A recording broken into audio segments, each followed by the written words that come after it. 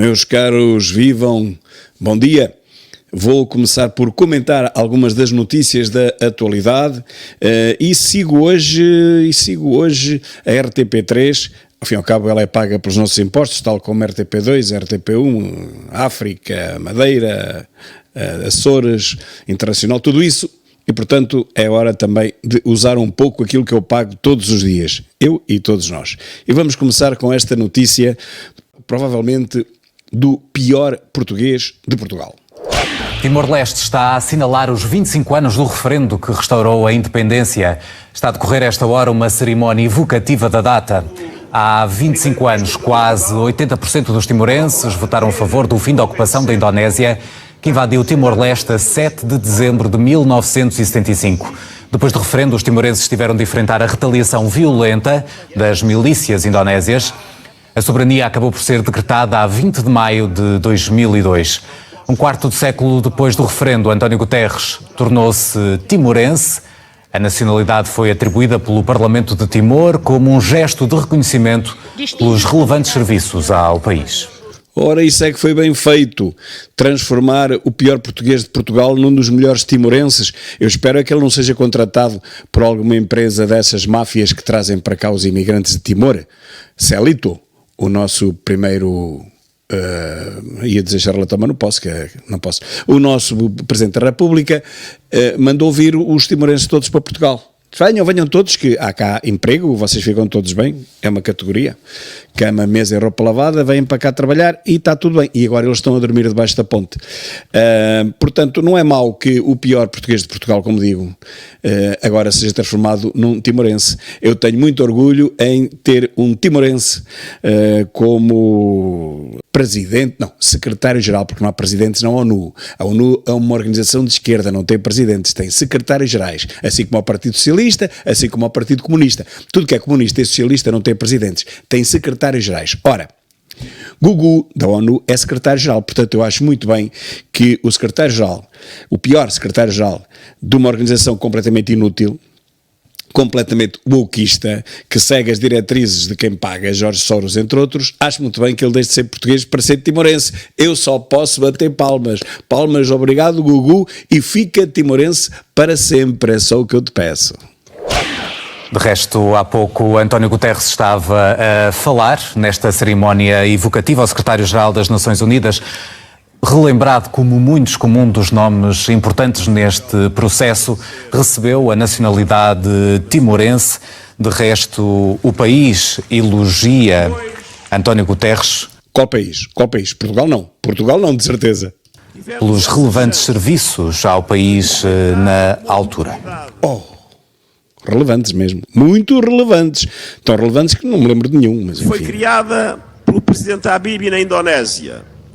E quero aqui prestar homenagem à coragem do presidente Habibie na Indonésia ao aceitar um acordo que previa uma consulta popular para no sentido da autodeterminação do povo de Timor-Leste. Mas foi o mesmo presidente que deixou que acontecesse o tal massacre no cemitério de Santa Cruz. Penso que era assim que se chamava. Agora já não interessa falar nisso, não interessa recordar isso, só interessa recordar o que interessa, a Gugu da ONU. E recordo essa noite, para Portugal era de noite, aqui era de dia. Essa noite inesquecível, do 25 de setembro, em que não dormi. É por isso que ele se recorda daquela noite. Foi a noite em que ele não dormiu. Mas é preciso dizer que ele também não precisa de dormir de noite, porque ele passa os dias todos a dormir. Portanto, quem dorme de dia não precisa dormir de noite, não é verdade? Ao telefone, e em que me emocionava cada vez mais com as notícias de que o povo vinha aos milhares, descendo das montanhas, para votar e para gritar, votando, que queria a independência de Timor-Leste. Olha, em ti é que ninguém votou, nem a descer montanhas, nem a subir riachos. Não votou ninguém em ti nunca na vida. Só os senhores, os donos disto tudo, é que votaram em ti, sabes? Foram momentos inesquecíveis, momentos de alegria e de emoção, que infelizmente foram seguidos por semanas de enorme preocupação e de enorme angústia com a violência terrível que se abateu sobre Timor-Leste e com o risco de um massacre do povo timorense. Mais um massacre. Bem, mas isso é uma coisa que deixamos agora para segundo plano, porque neste momento o que interessa é as altercações bimbáticas. Recordas-te, Gugu, quando tiraste a fotografia para a Time com a água pelos joelhos? E o mar ia subir, ia sempre subir. Neste momento, o mar já te deve dar pelos artelhos de tanto subir. E aí todos nos juntamos, chamando a atenção da comunidade internacional para que era absolutamente indispensável uma intervenção que garantisse que a vontade do povo timorense fosse respeitada e que Timor-Leste se transformasse num país independente. E também dos mais pobres do mundo. Nós temos uma coisa connosco, os portugueses, é que todos os países que nós deixamos, todas as colónias que nós abandonamos graças a Mário Soares e ao 25 de Abril, e abandonamos de qualquer maneira, esquecendo-nos completamente do 500 mil de retornados que lá ficaram, isso não interessa nada, isso não interessou nada. Todos esses países ficaram mais pobres do que estavam antes. É uma coisa curiosa. Venha lá o mentígrafo dizer que não. Angola, Moçambique, Guiné, Cabo Verde, ganharam o quê? Bom, tinham que ser independentes, muito bem, mas a verdade é que eles não tinham quadros para se governarem, assim como, infelizmente, Portugal também não tem hoje. Talvez hoje, com as divisões geopolíticas que existem, talvez hoje essa intervenção não seria possível. Mas na altura, felizmente, foi. E graças a essa intervenção foi possível tu ires para os refugiados, ganhar dezenas de milhares de euros por mês e daí dares o salto para secretário-geral da ONU a ganhar centenas de milhares por ano. Isso é o que se pensa que se sabe, porque o teu ordenado não está fixado em lado nenhum, não é público e dele não pagas um tostão de impostos. Mas pior, tinhas direito a uma pensão, a uma reforma em Portugal, da qual não abdicas. Uma pensão de 5 mil e tal euros, também não abdicas disso. És um verdadeiro socialista. Quanto mais para o bolso, melhor. É abdicar de alguma coisa em favor do povo mais pobre da Europa? Isso é que não. Temos que sacar os tais 5 mil e tal euros de Portugal e os 300 e tal mil euros da ONU e, acima de tudo, nunca pagar impostos. Pagar impostos não é uma coisa muito inteligente. É bom para os outros, para os pobrezinhos. Para nós, para os ricos, não. Pagar impostos não. Para quê? Mas para quê? Na altura, primeiro-ministro de Portugal, António Guterres, agora secretário-geral das Nações Unidas, recebeu hoje a cidadania timorense. É um timorense que está à frente da Organização das Nações Unidas a partir de hoje. Muito bem, como já disse há pouco, muito bem. Graças a Deus que temos um timorense à frente daquelas coisas, daquelas Nações Unidas, daquela coisa, sabe-se lá o que é aquilo. Ainda bem que é um timorense e deixou de ser um português. Muito obrigado, Gugu da ONU. No silêncio, Xanana Guzmão dirige-se ao palco. Um minuto de silêncio era bom, porque pelo menos durante esse minuto, como é que é dizer, não haveria pataquadas, mas agora Xanana Guzmão vai falar, e como sabem, português é a língua oficial de Timor-Leste, nunca esqueçam isso. Estão também presentes em Dili nomes como Durão Barroso, Ministro dos Negócios Estrangeiros de Portugal, que iniciou também o processo internacional que levaria à decisão do referendo, Ana Gomes, que era à altura embaixador em Jacarta. Meu Deus, que dois! Durão Barroso, o Cherne, que era a favor do referendo, hoje é capaz de não ser a favor do referendo, pelo menos do referendo proposto pelo Chega. Não sei que medo é que tem da população, pois a população é que devia mandar. O povo é quem mais ordena, mas em Portugal parece que o povo é quem mais ordenha, não é quem mais ordena, porque tratam-nos como gado. Os políticos portugueses acham que não devem dar ao povo a palavra. Portanto, é uma democracia muito sui generis, uma democracia APS-PSD, que é assim, o povo é que manda, o poder é do povo, não, só na altura das eleições, e mesmo assim, vamos ver se conseguimos meter aqui o voto eletrónico, porque enquanto não metermos o voto eletrónico, com o algoritmo a mandar nisto tudo, ainda podemos correr o risco de perder, portanto vale mais fazer o voto eletrónico como fez o Brasil, com os resultados que nós vemos do Lula e como fez os Estados Unidos da América com os resultados que nós vemos do Biden. Portanto, voto eletrónico acima de tudo. Quanto ao referendo, nem pensar. Nem pensar porque o povo não tem categoria para escolher o seu futuro. Não tem. Escutar Xanana Guzmão neste minuto de silêncio. Minuto de silêncio. Aqui é que estávamos bem, não era? Senhores, do Sr. Gira. Minhas senhoras e meus senhores. I apologize because I have to talk in Tetum. Xanana Guzmão vai falar em Tetum. Paulo precisa. Então porquê? Mas a língua oficial de Timor não era o português? Não foi isso que nos venderam? O Represas e a Ana Calhordas, e não há bocado falaram nela, e o Gugu da ONU, que tínhamos mais um país cuja língua oficial era o português, mas ele não está a falar português, ou está? Fala para todos os amigos que aqui estão. Não está porque temos aqui um intérprete a interpretá-lo, a traduzir aquilo que ele diz numa outra língua, que acho que é o Tete.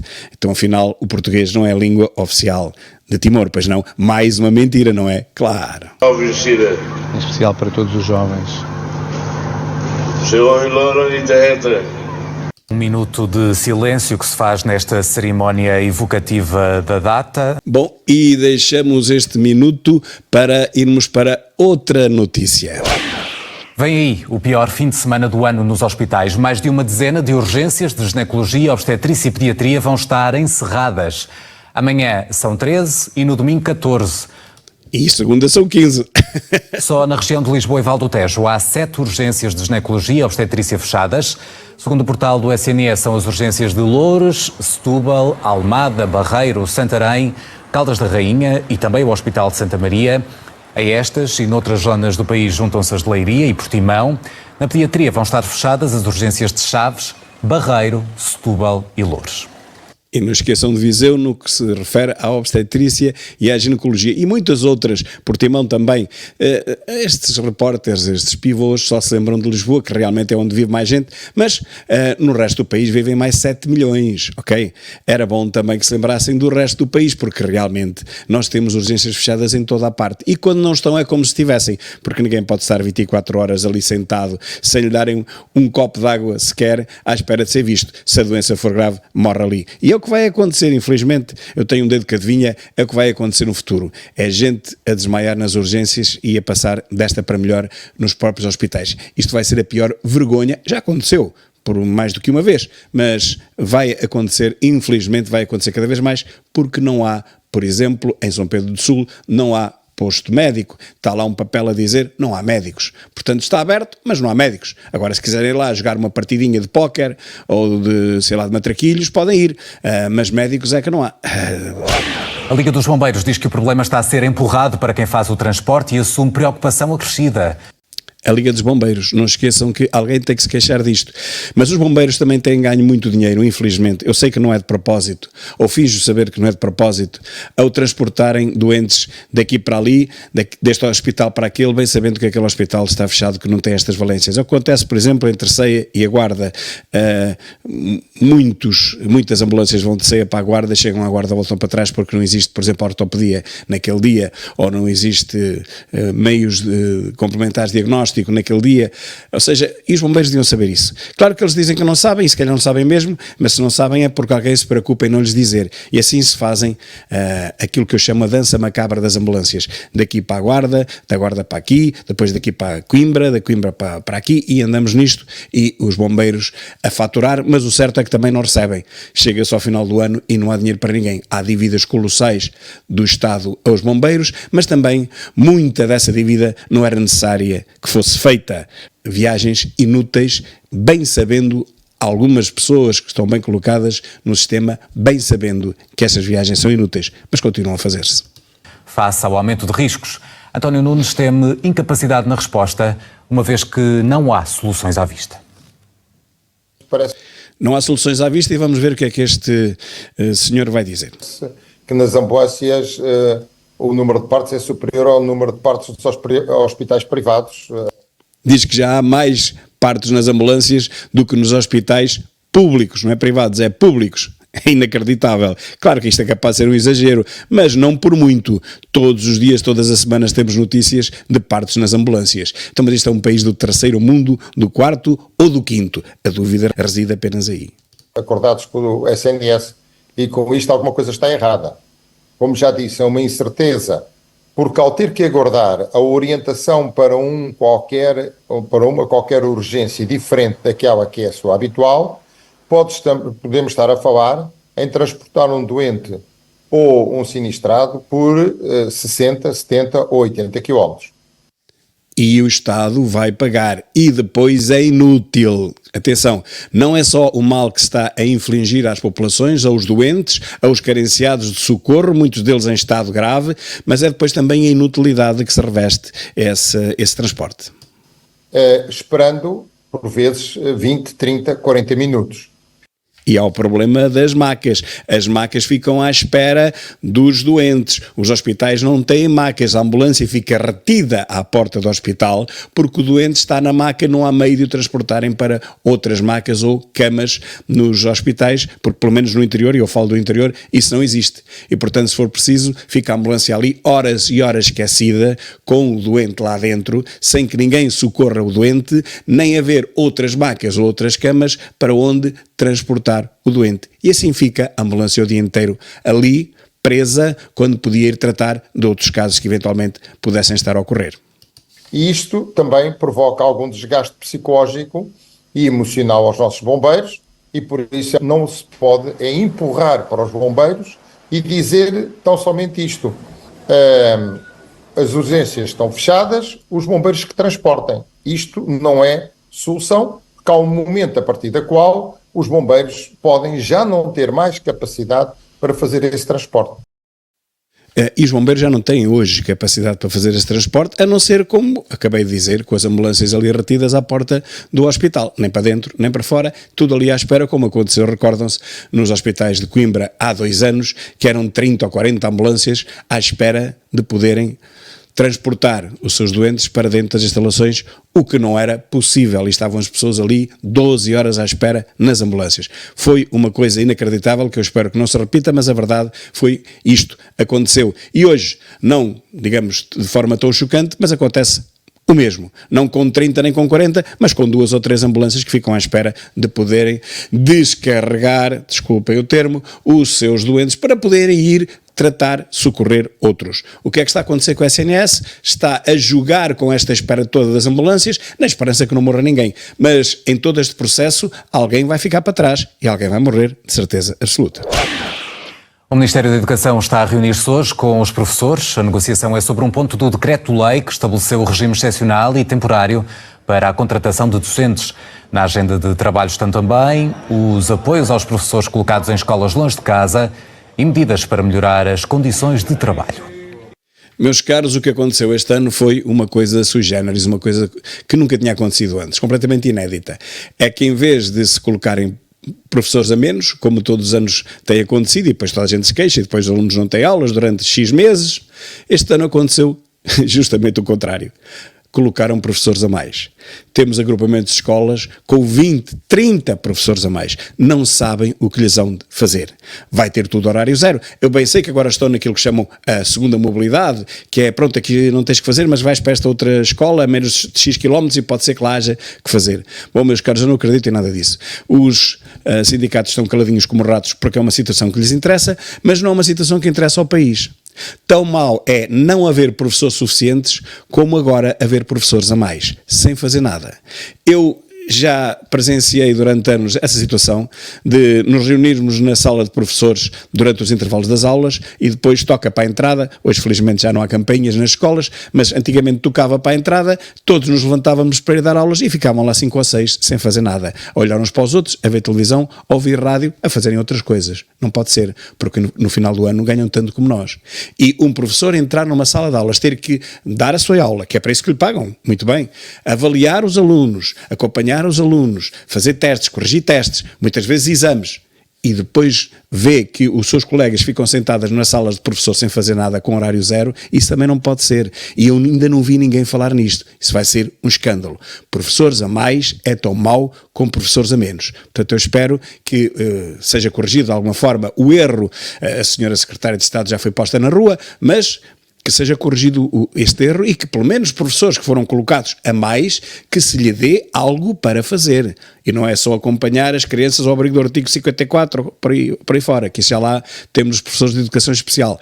É fazer alguma coisa em prol dos alunos, ou dar aulas de apoio, ou substituir os colegas quando eles faltam, ou qualquer coisa. Agora estarem na sala dos professores sem fazer nada o dia inteiro, isso é que não pode ser. E disto ninguém fala.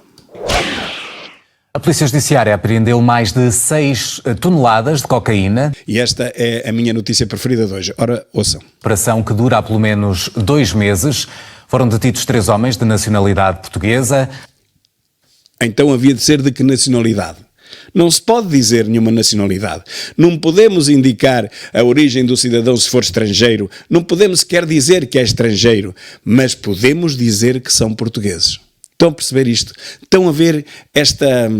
O brasileiro disse sacanagem. Estão a ver isto? Se for português, disse são portugueses, atenção, não são estrangeiros. Parece que há uma intenção nos editores, nos repórteres, nos pivôs, de dizer que os prevaricadores, os criminosos, são todos portugueses.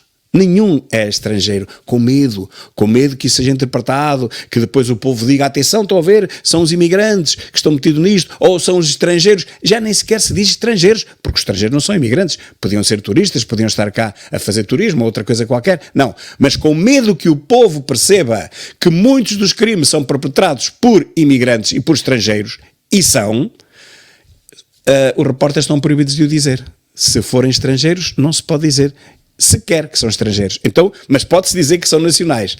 Pode-se dizer que os criminosos são portugueses. Não se pode dizer que os criminosos são estrangeiros. E esta? A droga entrava em Portugal por via marítima. Na última semana foram apreendidos cerca de 3.600 quilos de cocaína encontrados no armazém na região centro do país. A Operação Tártaro, assim se chama, está agora a ser explicada pela Polícia Judiciária. Vamos acompanhar. Não vamos acompanhar porque, pronto, o Sr. Inspetor diz é que agradece muito à Polícia Judiciária, agradece muito aos membros da Polícia Judiciária e conseguiram uma grande vitória. Bem, é evidente que apanhar droga é sempre bom. Agora, nós não somos estúpidos e nós sabemos que quando se apanha 1 quilo de droga, há 100 quilos que passam ao largo. Portanto, o Sr. Inspetor da Polícia Judiciária deve dizer também que nem sequer se estima a quantidade de toneladas de droga que entram por Portugal.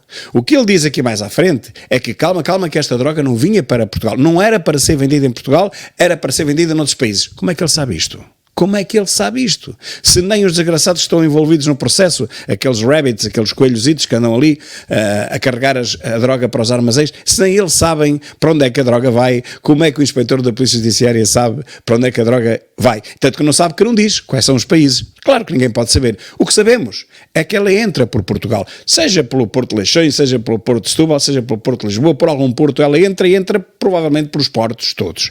E não é de agora, é de há décadas. Portugal é porta escancarada, não só para a imigração, mas sempre foi para a droga. E de vez em quando encontra-se à maneira alguém que se bufa, como se costuma dizer, alguém que telefona e diz, olha, vão aí a tal sítio, cá ali droga. E eles ficam todos contentes, vão lá correr e vêm lá um bocado de droga. Sim, senhora. Mas, entretanto, passou 10 vezes, 100 vezes mais ao largo. Todos sabemos qual é o sistema dos rabbits, dos coelhos, que é exatamente isto. O senhor inspetor faz um bom trabalho, mas também escusa de se vir vangloriar dos telefonemas que recebe de alguém que acusa a droga que está nos armazéns, porque não são eles que a descobrem de certeza absoluta, meus caros, não são eles que a descobrem de certeza absoluta, isto são sempre denúncias de telefonemas anónimos. De qualquer maneira, é bom que isto tenha acontecido, deviam era apanhar 100 vezes mais, que aí sim, aí fariam o desequilíbrio entre o que entra e o que é apanhado em Portugal. Neste momento é apanhado 1 e passam 100 ou mais. A Polícia Judiciária apreendeu mais de 6 toneladas de cocaína proveniente da América Latina. Portugal servia assim de porta de entrada para... A sério? Servia de porta de entrada para... a Europa. Pois é. Vejam o que está ali escrito. Eu penso que estão a ler bem. Inflação recua, preços descem 1,9% em agosto. Se há maior mentira do que esta, eu não conheço. Uma inflação de 2,20 e tal, que é o que ele vai dizer a seguir, mas mesmo que fosse só de 1,9%, a inflação, os preços não descem. Os preços sobem apenas 1,9%, não descem, mas ali está a dizer que descem. O povo é enganado, é manipulado por estas notícias falsas. É nosso convidado, o comentador da RTP, Pedro Sousa Carvalho. Olá Pedro, muito bom dia, bem-vindo. Como é que devemos olhar para os números conhecidos hoje? Ele vai dizer que está tudo muito bem, que é muito bom, mas que... Bom, devemos olhar com bastante otimismo. São excelentes notícias. Primeiro, são excelentes notícias o facto da inflação ter baixado para 1,9%. O facto da inflação baixar para 1,9% não significa que os preços desceram, meus caros amigos portugueses. A inflação é o aumento de preços, é uma derivada. É o preço novo menos o preço antigo a dividir pelo prazo, geralmente é um ano.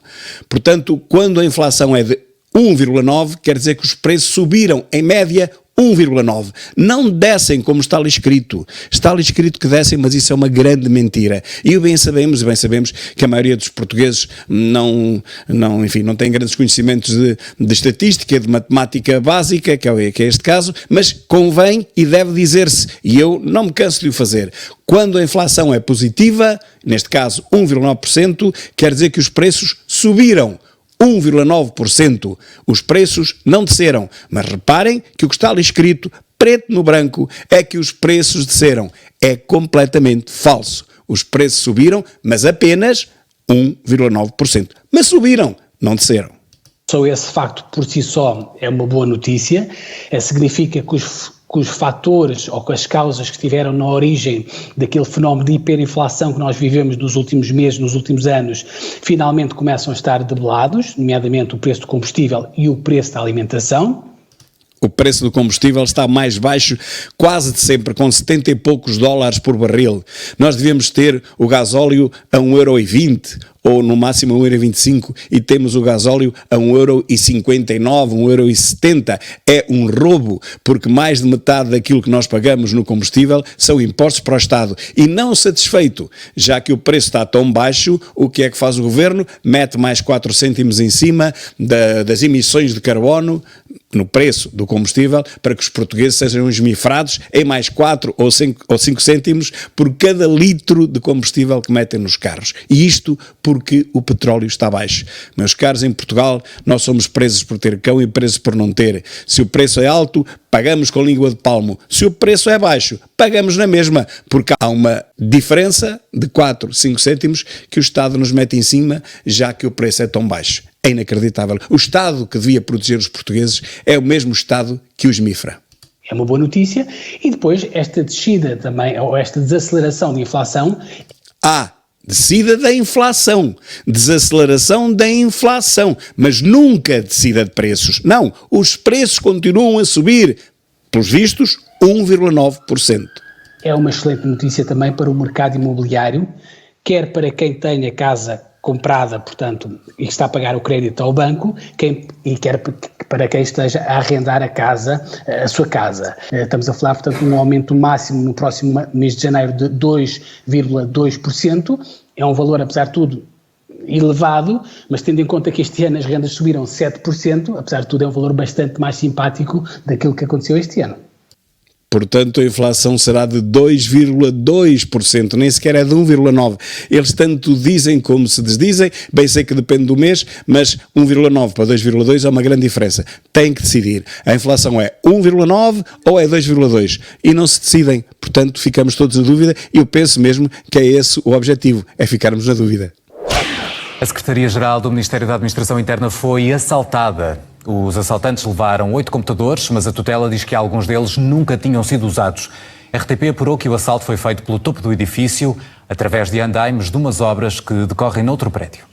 Meus caros, como é que é possível que isto aconteça? A Secretaria do Ministério da Administração Interna, com computadores que mais à frente vamos ver que não... Alguns podem nunca ter sido usados, mas não foi essa a intenção. A intenção foi mesmo justamente, eu até vou pôr aqui, vou desligar aqui o volume, a intenção foi justamente roubar computadores especificamente escolhidos. Porquê? Porque são computadores de mesa, não são computadores portáteis que a gente agarra neles e leva debaixo do braço, não. Tiveram que os desligar todos, e foram 8. E esses computadores tinham no seu interior segredos de Estado. Vamos chamar assim, porque tem informação confidencial, tanto das finanças, mais à frente o Bacelar Gouveia vai falar nisso, e portanto tinham informação confidencial, tinham segredos de Estado, e esses computadores desapareceram. Provavelmente teriam concursos, enfim, dados sobre o Estado, a informação confidencial, e desapareceu tudo. E olhem, as câmaras de vigilância não estavam a funcionar.